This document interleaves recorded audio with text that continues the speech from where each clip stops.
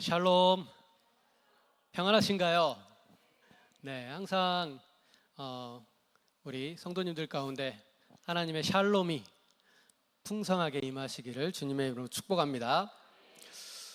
저희 아까 예배 전에 이제 말씀을 잠깐 함께 교제하고 또 나누는 시간들이 있었어요.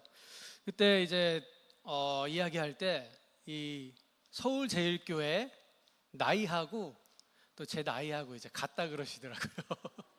그래서 서울제일교회가 세워지는 그 해에 제가 태어났고, 그리고 이 서울제일교회가 이쪽으로 옮겨가지고 여기서 건축하고 이제 기공식하고 할 때 제가 옆에서 사부로 뜰 때 옆에서 이제 있었다고 그러시더라고요. 제가 너무 어려서 기억은 잘 안 나고요.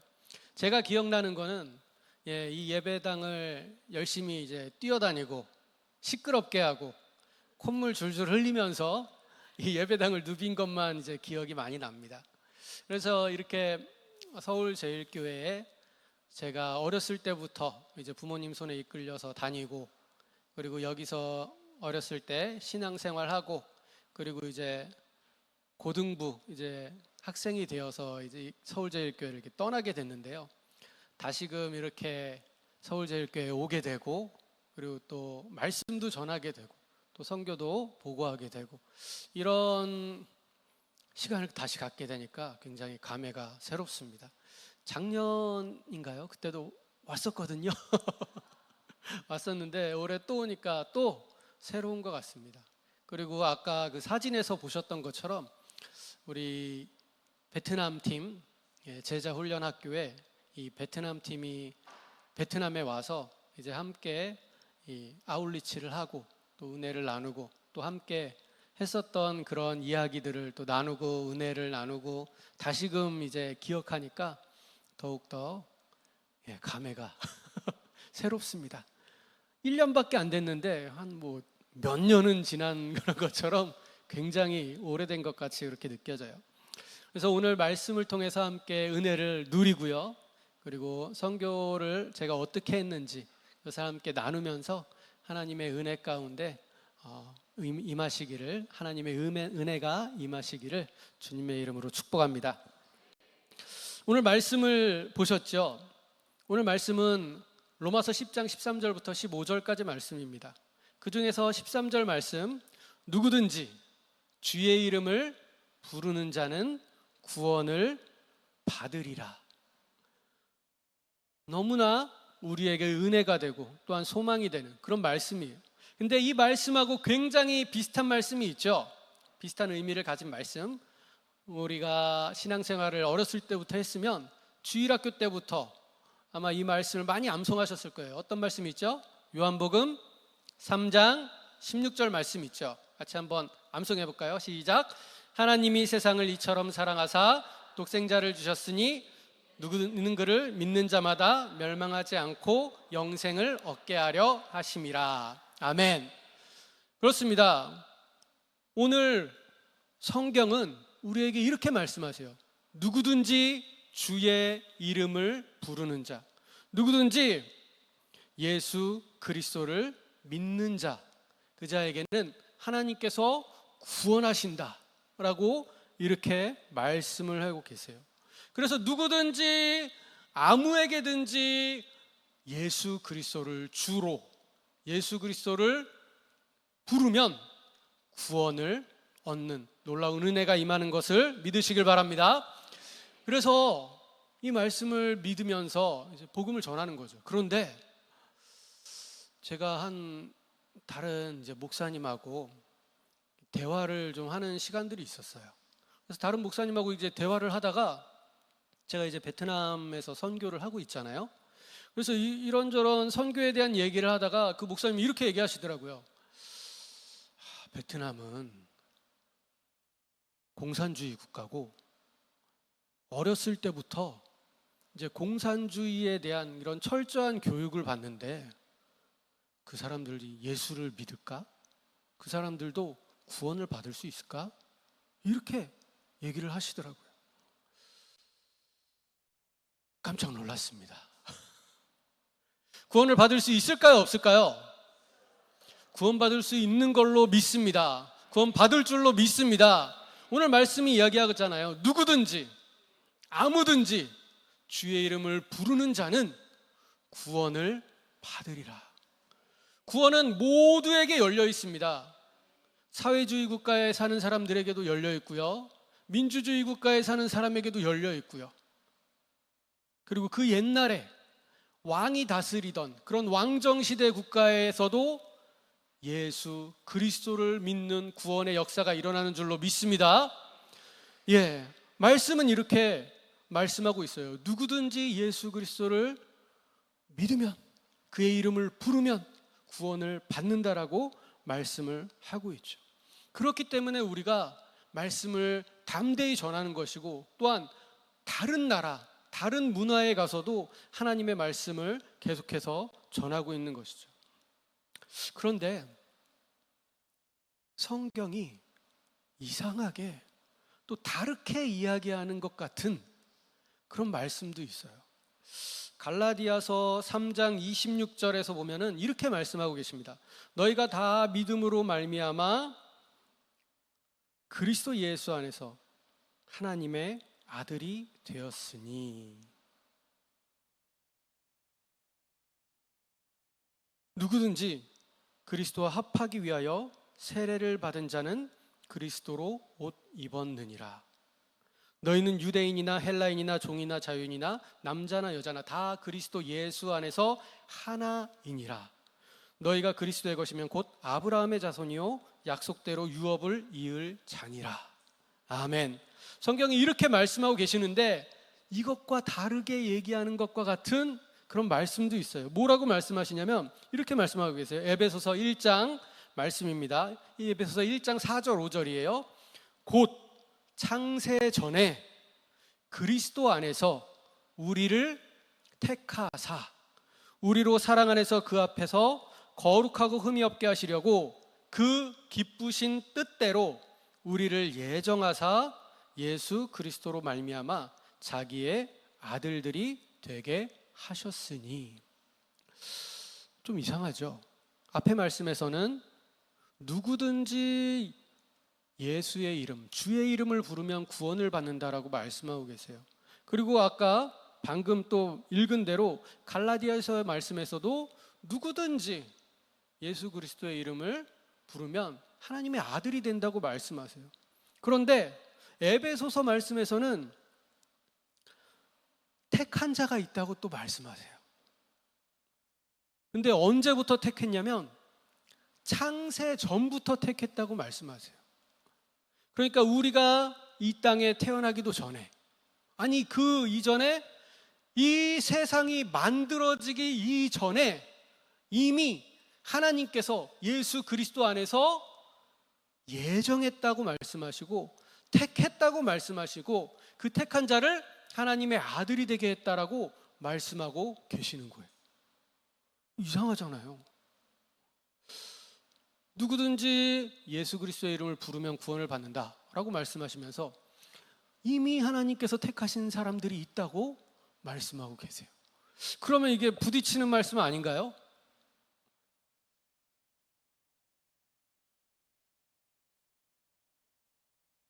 그렇지 않습니다.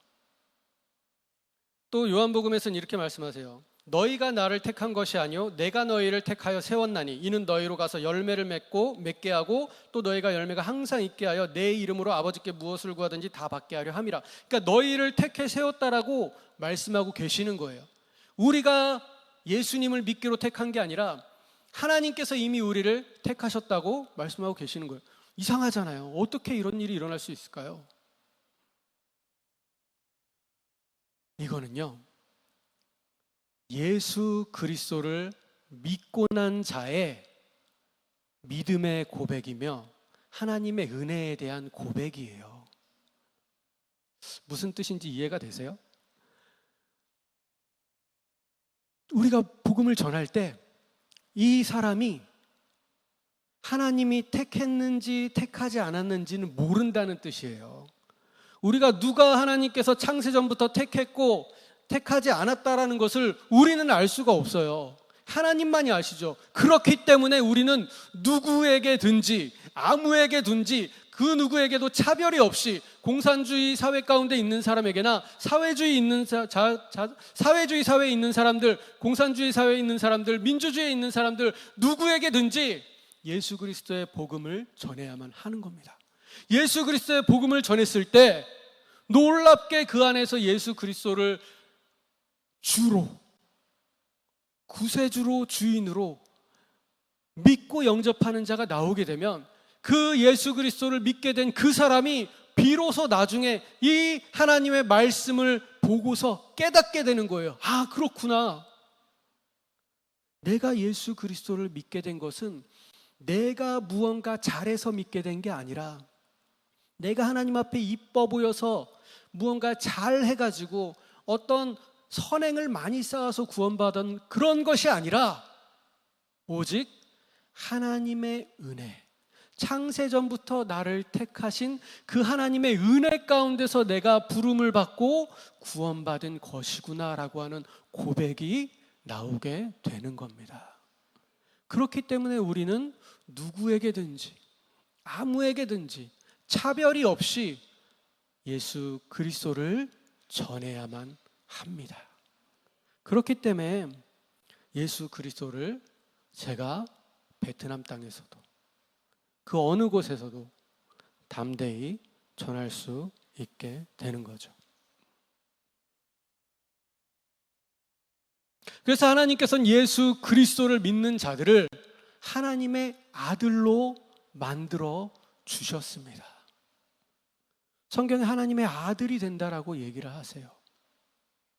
그리고 하나님께서 장자로 삼으셨다 이렇게 말씀을 하고 계시죠. 그럼 걱정되는 분들이 계시죠. 여성인 분들은 좀 걱정되지 않으세요? 그럼 하나님이 아들만 택하시고 구원하신 건가? 아들에게만 하나님의 아들이 되게 하시는 건가? 저만 걱정되나요? 다들 믿음이 굉장히 좋으시네요. 성경은 그 아들을 남성으로 얘기하는 게 아니에요. 성경은 아들로 삼았다라고 하는 거를 남성을 얘기하는 게 아닙니다. 어떻게 이렇게 얘기할 수 있냐고요? 성경의 말씀에 나와 있어요. 갈라디아서 3장 26절부터 29절, 아까 읽었던 말씀이죠. 거기에서 뭐라고 말씀하시냐면 26절에서 예수 그리스도 예수 안에서 하나님의 아들이 되게 했다라고 말씀을 하세요. 그러면서 예수 그리스도와 함께 세례를 받으면서 그 옷을 입었다라고 말씀하시고, 그 뒤에 말씀하시는 게 뭐냐면 헬라인이나 유대인이나, 그 당시에 유대인과 헬라인들이 있었죠. 예수님 시대에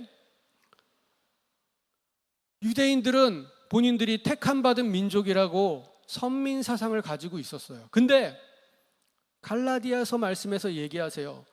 유대인뿐만이 아니라 헬라인도, 이방인도 내가 하나님의 아들로 삼을 수 있으시다, 하나님의 아들로 삼아 주신다라고 말씀하고 계신 거예요. 그리고 그 뒤에 종이나 자유인이나, 그 당시에는 노예 제도가 있어서 자유인과 종이 있었어요. 주인과 종이 있었다고요. 근데 성경은 종들에게도 자유인들 뿐만이 아니라, 주인들 뿐만이 아니라 종의 신분을 갖고 있는 그 사람들도 하나님의 아들로 삼아 주신다고 말씀하고 계시는 거예요. 그리고 남자나 여자나, 성경이 그렇게 말씀하고 계세요. 남자든지 여자든지 모두 다 하나님의 아들 삼아 주신다고 말씀하고 계세요. 그러니까 성경에 나오는 하나님의 아들은 남성을 뜻하는 게 아니에요. 남자들만 하나님의 아들 삼아준다고 말씀하시는 게 아니에요. 성경은요, 하나님의 아들을 모든 사람들을 뜻하는 겁니다. 유대인도 하나님의 아들이요, 이방인인 헬라인들도 하나님의 아들이요, 종의 자리에 있는 사람들도 하나님의 아들이고, 주인의 자리에 있는 사람들도 하나님의 아들이고, 남자도 여자도, 나이 많은 분도 어린 아이들도 모두가 다 하나님의 아들로 삼아 주시는 줄로 믿습니다. 그럼 아들만 삼아 주시면 되나요? 그러면 안 되죠. 그럼 어떻게 삼아 주셔야 돼요? 장자로 삼아 주셔야 되는 거예요. 이 장자는 뭐예요? 아브라함의 후손들로서 하나님께서 주시는 유업, 기업, 하나님의 복을 이어받을 권리를 갖고 있는 사람을 장자라고 얘기하는 거예요. 그럼 장자는 하나밖에 없는 건가요? 제가 어느 목사님하고 또 대화를 했었어요. 이렇게 대화를 하다가 그 목사님이 이렇게 말씀하시더라고요. 내가 자녀를 낳았는데 첫째를 딸을 낳았어요. 그래서 좀 실망했어요. 근데 그 후에 둘째로 아들을 낳았어요. 하나님께서 저에게 장자를 주셨어요. 아들이 진짜잖아요. 이렇게 얘기를 하시는 거예요. 굉장히 젊은 목사님인데 전 충격을 받았습니다. 요즘에도 그렇게 생각하시는 분들이 계시구나. 그럼 성경은 그렇게 얘기를 하나요? 첫 번째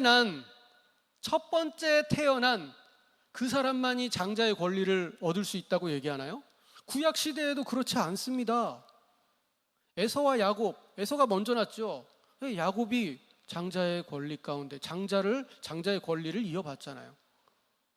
아브라함의 후손들 중에, 아브라함의 아들들 중에도 마찬가지예요. 유다 셋째 아들인데 유다가 장자의 권리를 이어받아서 그 가운데 다윗이 나고 예수님이 나시잖아요. 오늘 말씀을 보세요. 갈라디아서 3장 29절에 이렇게 얘기합니다. 너희가 그리스도의 것이면 곧 아브라함의 자손이요 약속대로 유업을 이을 자니라. 하나님께서는요, 예수 그리스도를 믿는 모든 자들을, 그 사람들이 유대인이든 이방인이든 종이든 자유인이든 남자든 여자든 모두 하나님의 아들로 삼으시고, 더 나아가서 아브라함의 후손이요 그 유업을 이을 장자로 만들어주시는 줄로 믿습니다. 남성 여성을 말하는 게 아닙니다. 예수 그리스도를 믿는 모든 자들이 하나님의 장자들 되는 줄로 믿으시길 주님의 이름으로 축복합니다. 그래서 이 세상에 있는 모든 사람들을, 예수 그리스도를 믿게 되는 그 모든 자들을 아브라함의 후손이요 그 유업을 이을 자, 하나님의 장자 아들로 만들기 위해서 복음을 전하고 있는 거예요. 근데 하나님께서는 이 복음 전하는 일, 이 선교의 일, 이 하나님의 아들들을 만드는, 그 장자들을 만드는 그 일에 누구를 사용하시냐? 바로 우리를 사용하신다는 거예요. 하나님께서는 다른 그 어떤 것도 사용하지 않으시고 오직 하나님의 사람을 통하여서, 하나님의 아들 된 자를 통하여서, 하나님의 장자된 그 사람을 통하여서 계속해서 하나님의 아들 만들기를 원하고 계세요. 그것이 하나님의 방법입니다. 하나님께서는 바로 우리 성도님들 한 분 한 분을 통하여서 하나님의 아들들을 만들기를 원하세요. 이게 하나님의 선교의 방법이에요.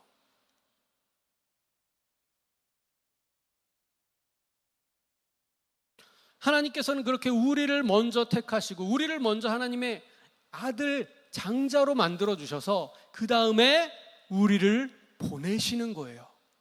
우리를 보내셔서 우리를 통하여서 하나님의 아들들이 만들어지도록 하나님의 선교의 일을 그렇게 행하고 계시는 겁니다. 그래서 오늘 로마서 10장 말씀에서 이렇게 얘기하고 계세요. 그런즉 그들이 믿지 아니하는 일을 어찌 부르리요? 듣지 못한 일을 어찌 믿으리요? 전파하는 자가 없이 어찌 들으리요?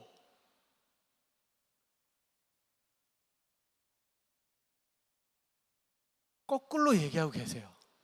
왜 거꾸로 얘기할까요? 간단합니다. 중요하니까 그래요. 중요하니까 이것을 거꾸로 엮어서 말씀하고 계시는 거예요. 원래는 택함 받고 파송받고, 그러니까 구원받고 파송받고, 그리고 파송된 그곳에서 전파했을 때 듣고 나서 하나님을 믿게 되는, 예수 그리스도를 믿게 되는 이런 역사가 일어나는데, 오늘 로마서 10장 말씀에는 이렇게 얘기해요. 보내심을 그런즉 그들이 믿지 않은 일을 어찌 부르리요, 듣지 못한 일을 어찌 믿으리요, 전파하는 자가 없이 어찌 들으리요, 보내심을 받지 않았으면 어찌 전파하리요.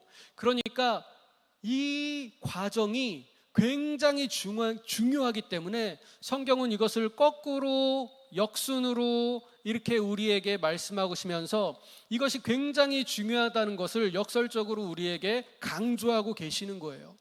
그러니까 하나님께서는 우리 한 명 한 명을 부르셔서 구원하셔서 보내셔서 파송받아서 그곳에서 예수 그리스도의 이름을 부를 때에, 전할 때에 듣는 자들이 있게 하시고 그 듣는 자들에게 믿게 되는 놀라운 구원의 역사를 하나님께서는 그렇게 일하기를 원하신다고 우리에게 말씀하고 계시는 겁니다. 그런 삶을, 그런 정체성을 가지고 그러한 삶을 살아가고 계신가요?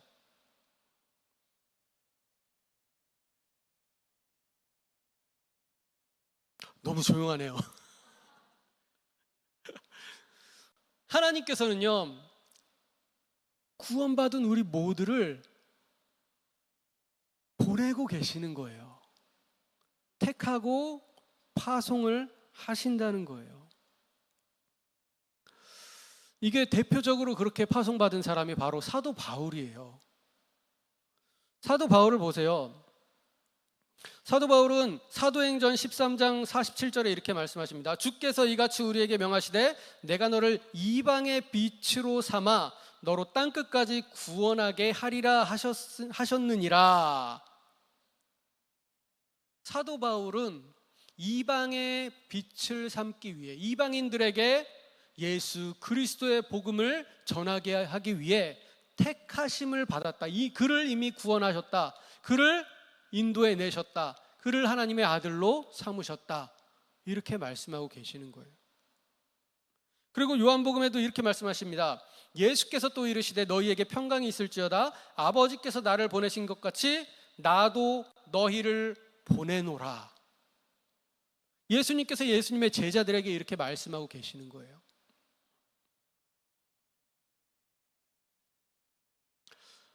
우리 성도님들, 예수 그리스도를 믿게 되는 그 순간부터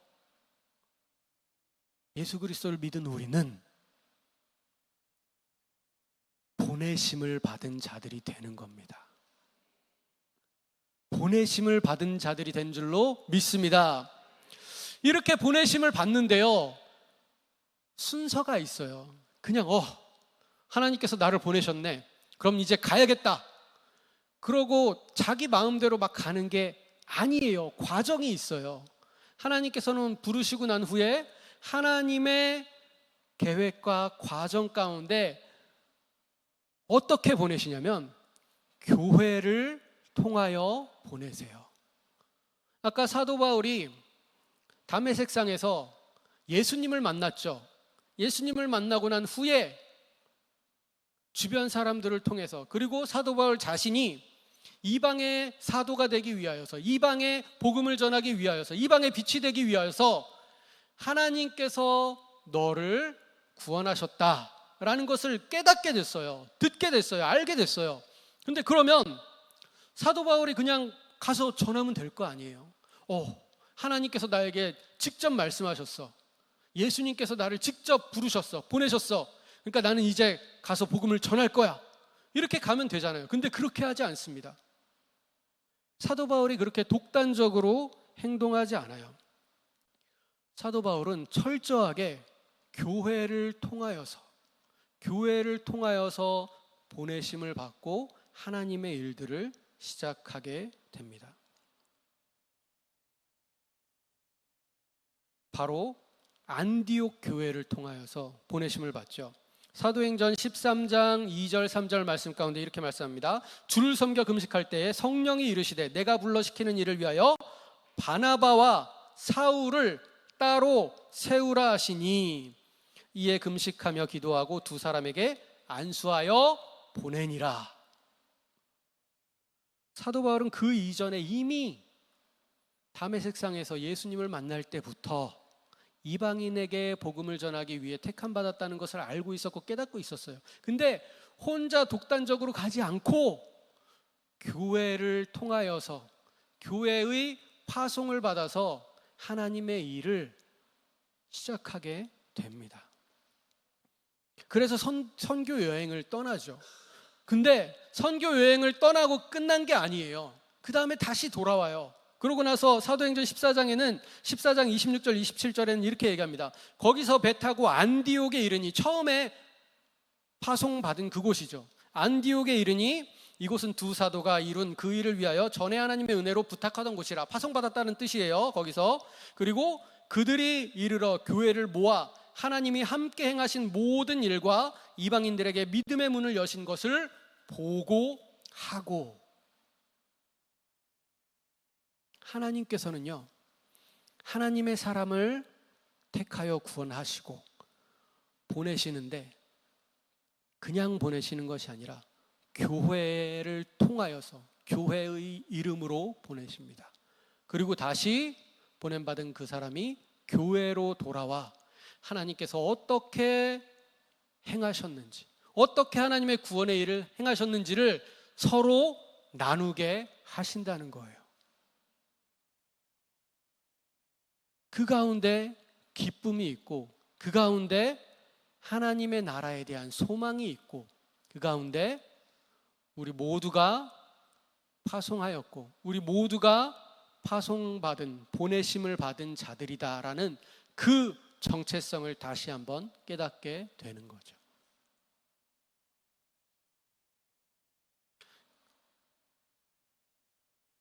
그래서 저도 베트남에 가서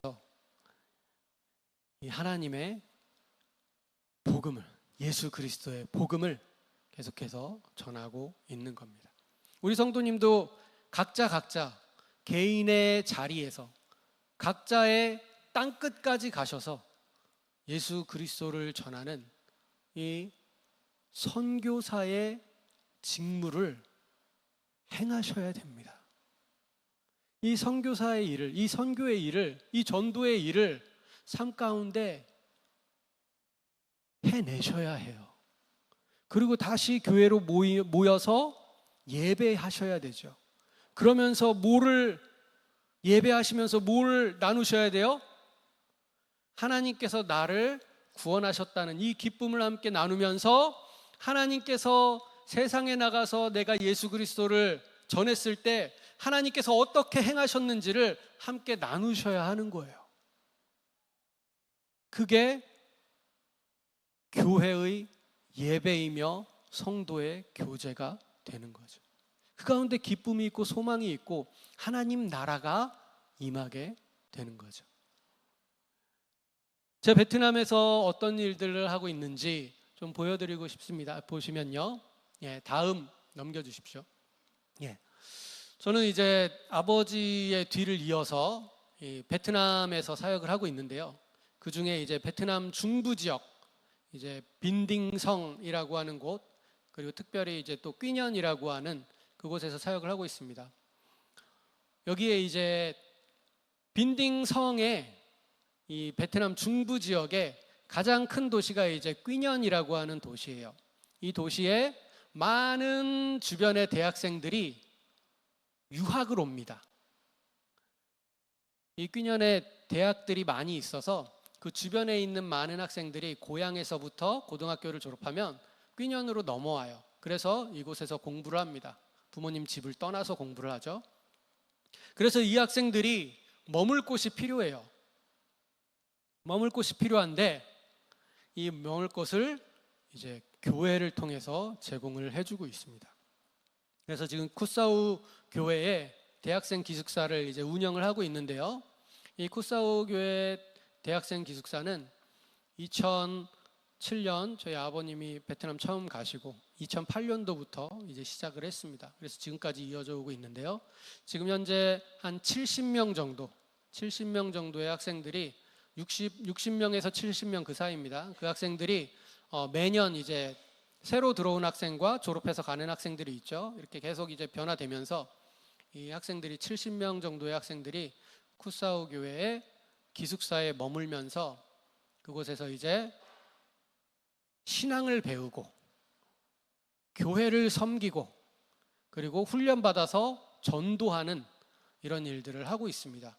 그래서 기숙사에는 약 60명에서 70명이 있고요.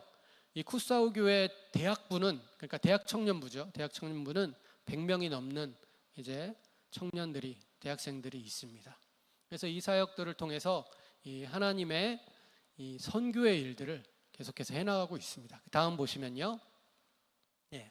그리고 이제 베트남에서 또 이제 계속해서 전도를 해야 되는데 이 베트남에서 전도하기가 쉽지 않습니다. 그래서 이 창의적으로 이제 여러 가지를 통하여서 복음을 전하는데요. 그 중에 하나가 이제 영어 교실입니다.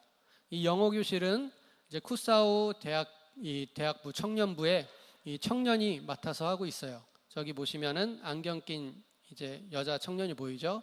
저 청년이 이제 영어 교사입니다. 영어 교사면서 이제 영어 교실, 쿠사우 교회 영어 교실을 지금 담당해주고 있고요. 이 5명에서 많게는 7명, 이제 조금씩 바뀝니다. 이 5명에서 7명 정도의 이제 예수님을 안 믿는 아이들이 오고요. 이 아이들이 영어를 배웁니다. 근데 영어를 배우면서 그냥 영어만 배우는 게 아니라 이 성경의 내용들을 배우죠. 그래서 예수님에 대해서 가르쳐 주고요. 이 세상이 어떻게 창조되었는지, 천지 창조에 대해서도 가르쳐 주고요. 그러면서 자연스럽게 영어를 통해서 성경을 아이들에게 가르치는 일들을 하고 있습니다. 그래서 이 아이들이 결국에는 예수 그리스도를 믿게 되도록 복음을 전하는 일이 일어나도록 이 일들을 지금 하고 있습니다. 그 외에 이제 여러 가지 이제 사역들을 하고 있는데요. 이걸 다 설명하면 너무 이제 길어서 이 여러 가지 것들은 조금 생략하고요. 그 다음 넘겨주시고요. 예, 이거는 저는 지금 호치민 쪽에 지금 저는 살고 있거든요. 그래서 호치민은 남쪽에 있습니다. 아까 말씀드린 뀌냐는 이제 중부 지역에 있고요. 그래서 호치민 쪽에서 이제 또 사역을 합니다. 이곳에 오래 이제 머물고 있기 때문에. 그래서 지금 사랑의 부엌이라고 이 사역을 하고 있는데요. 이 교회를 하나 선정을 합니다. 그리고 그 교회를 선정을 해서 그 교회에서 이제 점심 식사를 맛있게 준비를 하는 거예요. 그러고 주변에 있는 믿지 않는 사람들을 초청합니다. 그래서 믿지 않는 사람들이 교회로 와서 식사를 맛있게 하고 이제 돌아가게 되는 이런 주변에 믿지 않는 사람들을 섬기는 이런 사역들을 하고 있습니다. 그래서 지금 짱자이 교회라고 있는데요. 이 짱자이 교회는 지금 시작한 지 한 6개월 정도 됐고요. 지금 한 30명 정도 이 주변에 믿지 않는 사람들이 와서 식사를 하고 이제 갑니다. 와서 다 하는 말씀이 너무 맛있다. 정말 맛있다. 이렇게 얘기를 하세요. 이 음식을 이제 반찬을 한 3가지 정도를 준비하거든요. 그리고 국하고 그러니까 굉장히 퀄리티 있게 준비를 하는 겁니다. 그래서 굉장히 맛있다고 칭찬을 많이 해요. 그 다음 보시면요. 여기는 이제 떤뚝교회라고 하는데요. 이 교회는 이제 시작한 지 1년이 넘었습니다. 그래서 이 교회는 완전히 이 사역이 정착이 돼가지고 지금 100명이 넘는 사람들이 옵니다. 근데 매일 하는 거 아니에요. 매일 하면 큰일 나죠. 100명 넘는 사람들을 매일매일 어떻게 먹여요? 한 달에 한 번씩 하고 있습니다. 근데 이제 교회마다 이제 돌아가면서 셋째 주는 이 교회에서 하고 넷째 주는 저 교회에서 하고 이렇게 해서 한 달에 한 교회가 한 달에 한 번씩 이렇게 하고 있는데요. 이 교회는 120명 정도, 많게는 120명 정도, 적게는 이제 100명 정도, 100에서 120명 사이의 사람들이 와서 식사를 하고 갑니다. 근데 어떤 사람들이 오냐면요. 베트남에 보면은요. 복권을 파시는 분들이 계세요. 길에 다니면서 이제 베트남 복권 파는 분들이 계시거든요. 그런 분들이 와서 식사를 하고요. 그리고 이 배달 다니시는 분들이 계세요. 베트남도 오토바이 문화가 많이 발전해 갖고, 그리고 이제 배달 문화도 또 많이 발전해 갖고, 이 오토바이로 배달하는 분들이 굉장히 많습니다.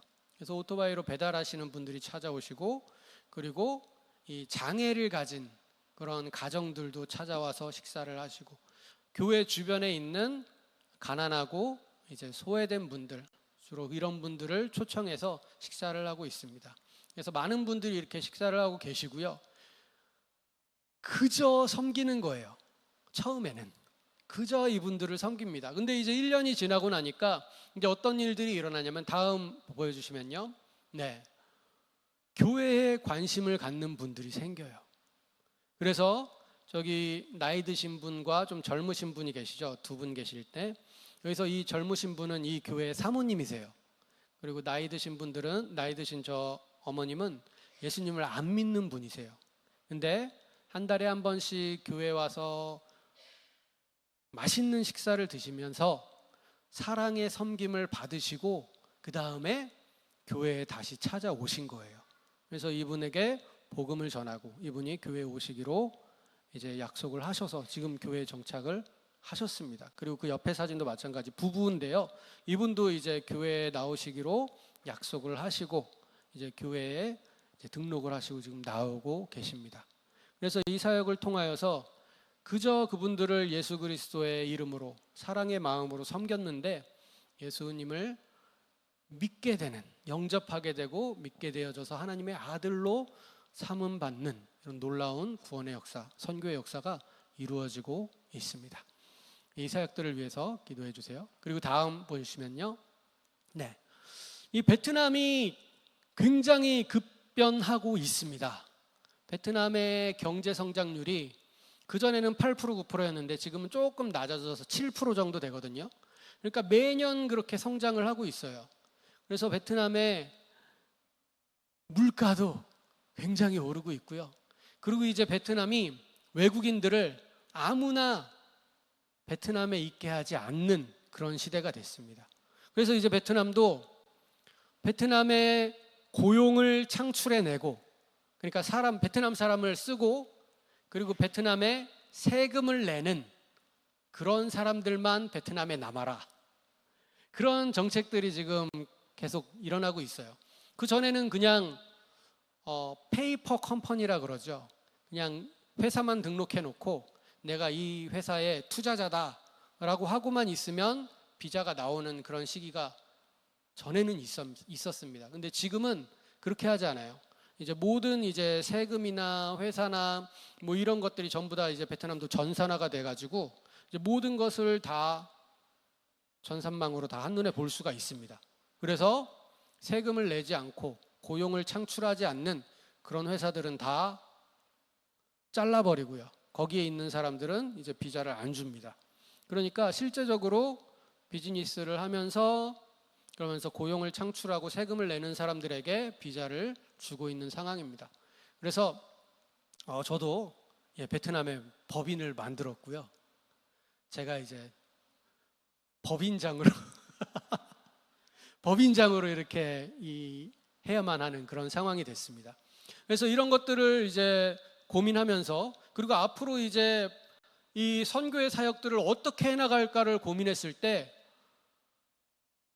온라인으로도 선교를 해보자 라고 하는 그런 새로운 계획이 세워졌습니다. 그래서 아까 보신 것처럼 신짜오 코리아라고 하는 인터넷 웹사이트를 만들었어요. 그래서 이 웹사이트는 어떤 사람들이 대상이냐면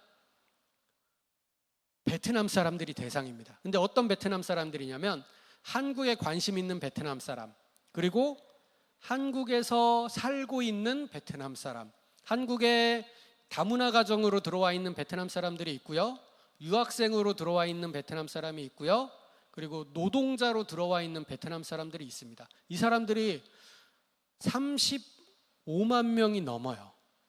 거의 뭐 40만 명이 된다고 얘기합니다.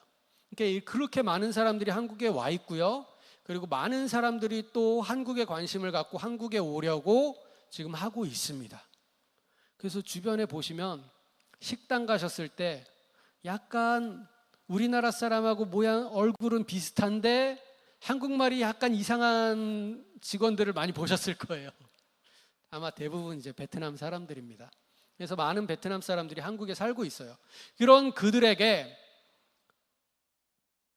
한국에 어떻게 하면 잘 정착할 수 있는지 도와주는 그런 홈페이지를 만들었습니다. 그래서 베트남 다문화 가정의 사람들이 어떻게 자녀를 양육하는지, 어떻게 양육해야 잘 아이들을 양육할 수 있는지, 그리고 한국 국적을 얻기 위해 어떤 과정을 밟아야 하는지, 그리고 베트남에 온 유학생들이 아르바이트 자리를 이제 어디에서 찾아야만 하는지, 뭐 집을 어디에서 구해야 하는지, 아니면은 뭐 스마트폰, 핸드폰을 어떻게 개통을 해야 되는지, 뭐 이런 것들과, 그리고 노동자들이 이제 직장을 어떻게 찾아야만 하는지, 비자를 어떻게 관리해야 하는지, 뭐 이런 것들, 이런 거에 대한 정보를 주고요. 그리고 그 사람들에게 필요한 이제 서비스들을 제공하는 일들을 이제 하고 있고, 더 이제 발전시켜서 하려고 하고 있습니다. 그래서 중요한 것은 이거를 통해서 이 베트남 사람들이 한국에 잘 정착해서 한국이 안전한 사회가 되게 하도록 돕는 거예요. 아니, 외국인들이 한국에 와서 잘 정착을 못하면 어떻게 될까요? 이 사람들도 살아남아야 되잖아요.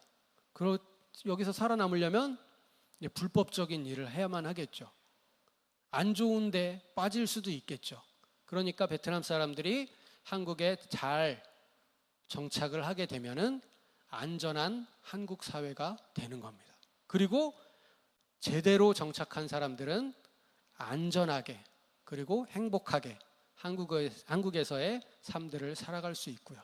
그리고 그것뿐만이 아니라 더 나아가서는 이 사람들에게 교회가 이들의 정착을 돕게 되면은 이 사람들이 교회에 관심을 갖고 이 사람들이 예수님을 믿게 되는 이런 선교의 통로로도 사용을 할 수가 있습니다.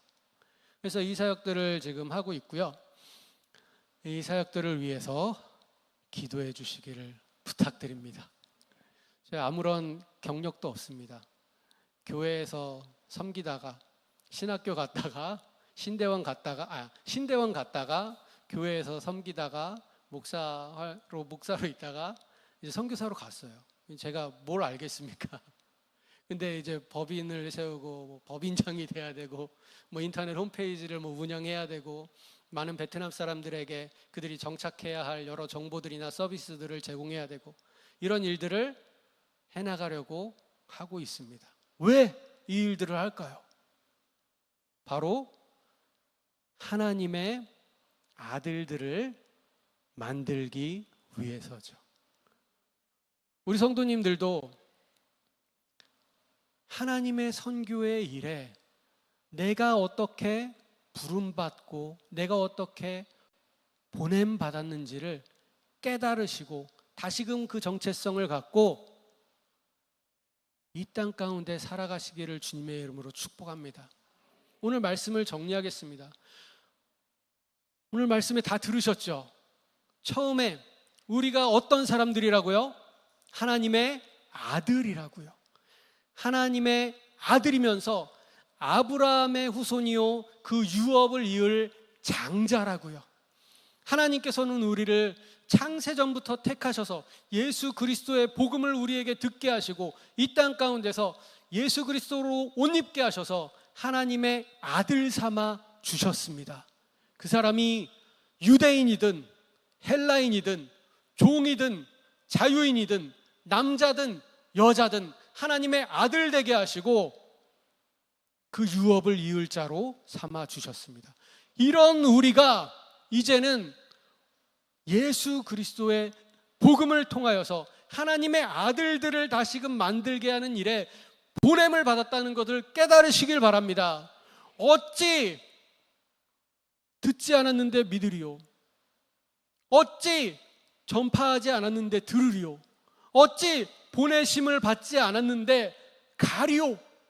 우리 모두가 예수 그리스도를 믿어 그분의 아들, 하나님의 아들이 되었을 때 우리는 이 땅 가운데 파송받아서 우리의 땅끝에서, 우리 각자 개인의 땅끝에서 예수 그리스도의 사랑으로 우리의 이웃을 섬기고 입술로 예수 그리스도를 전파할 때 하나님의 아들들이 주님께로 돌아오게 되는, 구원받게 되는 놀라운 선교의 일들에 쓰임 받으시기를 주님의 이름으로 축복합니다. 기도하겠습니다. 하나님, 감사합니다. 오늘 말씀을 통하여서 내가 어떠한 사람인지를 들었습니다. 나의 정체성이 무엇인지를 들었습니다. 주님, 우리에게 믿음을 더하여 주시옵소서. 나는 하나님의 아들 되었음을 믿게 하여 주시옵소서. 내가 바로 하나님의 장자가 되었음을 믿게 하여 주시옵소서. 그리고 장자된 나는 예수 그리스도를 통하여서 보냄받았다는 것을 믿게 하여 주시옵소서. 그리하여서 내가 나의 삶의 자리에서, 나의 삶의 땅끝에서 예수 그리스도를 담대히 전파하는 삶을 살게 하시고 우리의 입술로 예수 그리스도를 전파하여서 누구에게든지 예수 그리스도의 복음이 들어가 그들이 예수 그리스도를 믿게 되어지는, 하나님의 아들들이 다시금 생산되어지는 놀라운 선교의 일이, 전도의 일이 우리를 통하여서 이루어지게 하여 주시옵소서. 하나님께서는 교회로 우리를 부르셨고 또한 우리를 선교사로 파송하였음을 믿게 하여 주시옵소서. 주님, 우리는 연약합니다. 부족합니다. 성령님을 의지하오니 성령님 우리에게 힘을 주시고 능력을 주시고 우리 가운데 은사를 더하여 주시어서 이 선교의 일, 이 전도의 일들을 우리 각자의 자리에서 감당케 하여 주시옵소서. 이 일들을 귀하게 행할 때 주님께서 우리에게 필요한 모든 것들을 채우시며 이 일들을 더욱더 힘있게 감당할 것을 믿사오니 우리에게 건강을 주시옵고 우리 사업 가운데 안정을 주시옵고 우리의 가정 가운데 평화를 주시옵고 이 나라와 이 도시 가운데 하나님의 은혜가 충만케 하여 주시옵소서. 이를 위하여 우리를 세우시고 우리를 부르시고 우리를 파송하여 싸우니 우리가 주님의 선교사로 이 땅 가운데 나가 담대하게 복음 전케 하여 주시옵소서. 예수님의 이름으로 기도합니다. 아멘. 귀한 말씀 전해주신 우리 선교사님께 우리 다시 한번 박수로 감사의 박수 마음을 전하도록 하겠습니다.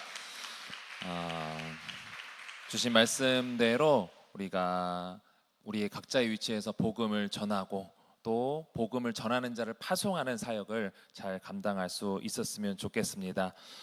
선교사님께서 이제 말씀하신 대로 이제 고 이우석 선교사님이죠. 아버님 이우석 선교사님을 통해서 이루어진 이제 퀴논 위주의 이제 사역에서 더 확장시켜서 이제 또 호치민이라든지 또 이제 온라인 사역이라든지 이런 부분들을 확장시켜서 감당하게 하신 거 하나님께서 하신 것 같은데 그 부분이 더욱더 또 은혜롭게 잘 진행될 수 있도록 여러분들 많이 기도해 주시고 우리 먼저 우리 선교사님을 위해서 기도하실 때 계속해서 이제 주기적으로 하시는 그런 선교 사역들이 있습니다. 또 말씀을 들어보니까 어머니 되신 임혜경 선교사님도 정기적으로 계속해서 가셔서 그 사역을 돕고 계신 걸로 알고 있고 또 가족들 이미경 사모님과 또 아들 이준아 아들이 또 이제 9월 달에 군입대를 준비하고 있다고 합니다.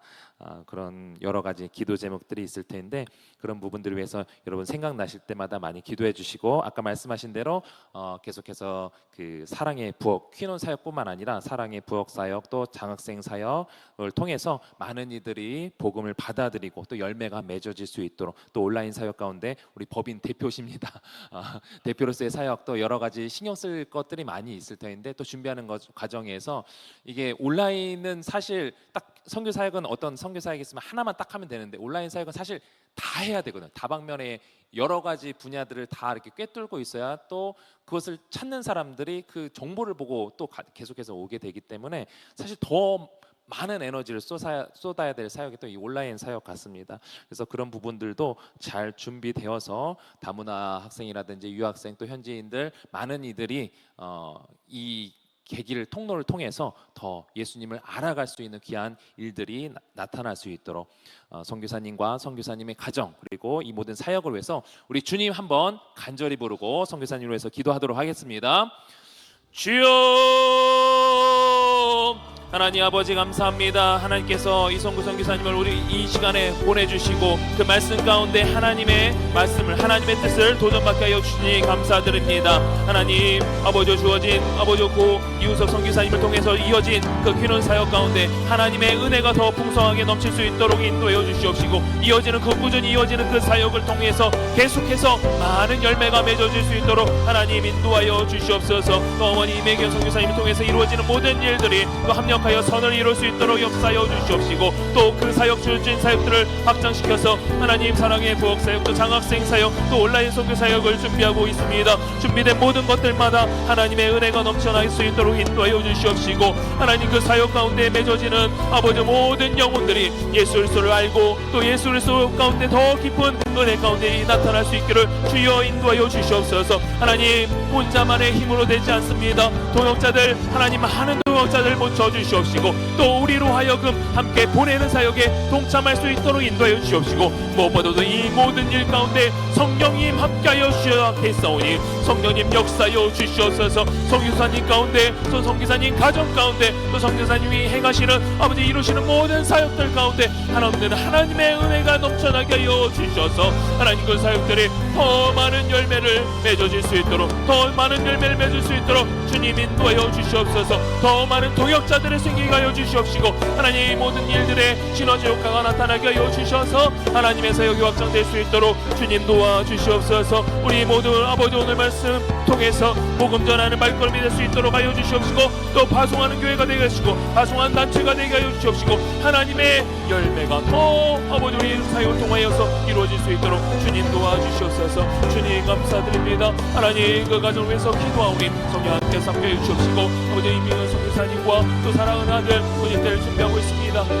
그 가정의 평안을 허락하여 주셔서 선교사님들 아버지 온전히 그 선교 사역에 집중하게 하여 주시옵시고 하나님의 은혜가 넘칠 수 있도록 주님 도와주시옵소서. 어머님이 선교사님 가운데 함께하여 주시옵시고 지속된 그 사역 가운데 계속해서 기도하는 가운데 하나님의 놀라운 역사가 나타날 수 있도록 주님 도와주시옵소서. 주님 홀로 영광 받아 주시옵소서. 우리 가운데 역사하실 주님만을 바라옵니다.